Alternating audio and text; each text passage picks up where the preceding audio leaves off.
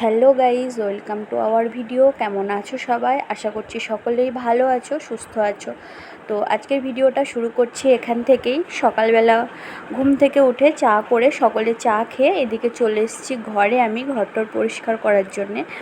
এদিকে যে বেড কভারটা পাতা ছিল সেটা তুলে আবার একটা কাঁচা বেড কভার পেতে নিচ্ছি। আর এদিকে আমার ছেলে কি করছে, ফোন রেখেছি এখানে, ফোনের সামনে আসছে ফোনটা নেবে বলে, আর আমি ওদিক থেকে বলছি বাবু ফোন নেবে না। আর এদিকে এই যে বেড কভার উল্টে দিচ্ছে, সব কিছু নিয়ে নিচ্ছে, নাইটি ধরে টানছে। এরকমটাও সারাদিনটা করতেই থাকে দুষ্টুমি, বাবু বাবু করে বকা খেতেই থাকে ও। আর বাচ্চারা তো দুষ্টুমি করবেই, এটা সকলেই বলে। তো তারপর আমি এদিকে বালিশের কভারগুলো সমস্ত কিছু লাগিয়ে বিছানাটা ঠিক করে এদিকে সমস্ত কিছু আলমারি শোকেস সব কিছু মুছে টুছে ঘরটা ঝাড়ু দিয়ে নিচ্ছি। আর এদিকে আমার ছেলে কী করেছে, বাইরে থেকে জুতো নিয়ে চলে এসছে।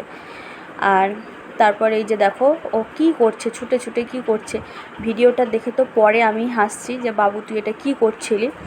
তারপর আমি ঘরটা ঝাড়ু দিয়ে নিলাম কোনো রকমে, আরও বারবার নোংরার সামনে চলে আসছিলো।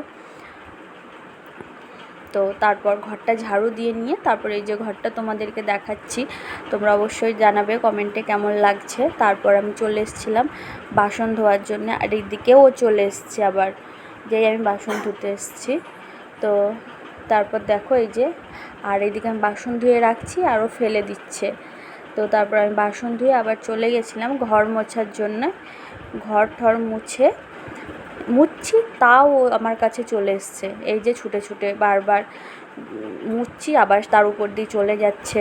তো তারপর কোনো রকমে ওকে নিয়েই ঘরটা মুছে নিলাম। শেষের দিকটা আবারও বায়না করছে কোলে উঠবে বলে, কোলে নিয়েই আবার মুছলাম একটুখানি। তারপর প্রচণ্ড গরম লেগে গেছিলো, তারপর ফ্যানের সামনে একটু বসে পড়েছি বাবুকে কোলে নিয়ে।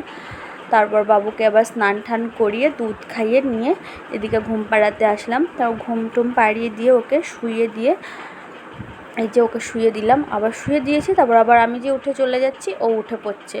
আস্তে আস্তে কোনো রকমে শুয়ে দিয়ে তারপর আমি চলে গেছিলাম স্নান করতে। আমি স্নান টান সেরে এসে এদিকে চুল আঁচড়ে সিঁদুর পরে আবার আমি চলে গেলাম ছাদে আমাদের ঠাকুর সেবা দেওয়ার জন্যে। তো এই যে এখান থেকে ফ্রিজ থেকে ঠাকুর ভোগের মিষ্টি নিয়ে ছাদে চলে এসেছি। তারপর জামা কাপড়গুলো মেলে চলে এসেছিলাম ঠাকুর ভোগ দিতে। তারপর ঠাকুরটাও ভোগ দিয়ে নিলাম। এই যে ঠাকুরটাকে প্রথমে আমি ফুল দিয়ে ভালো মতো সাজিয়ে নিচ্ছি, তারপর আমাদের গোপালকে মা তারাকে ভোগ দিয়ে তারপর তোমাদের দেখাবো অবশ্যই আমাদের ঠাকুরকে। কমেন্টে অবশ্যই জানাবে কেমন লাগছে। তো তারপর এই যে বেলুন টাঙানো আছে, এটা জন্মাষ্টমীর দিনই টাঙানো হয়েছিল, কৃষ্ণের জন্মদিনের দিন, আর খোলা হয়নি। তারপর ঠাকুর ভোগ দিয়ে আমি চলে এসেছিলাম নিচে। তো ভিডিওটা কেমন লাগলো অবশ্যই তোমরা কমেন্টে জানাবে। ভালো লাগলে অবশ্যই একটা লাইক করে দিও আর চ্যানেলটা সাবস্ক্রাইব করে দিও।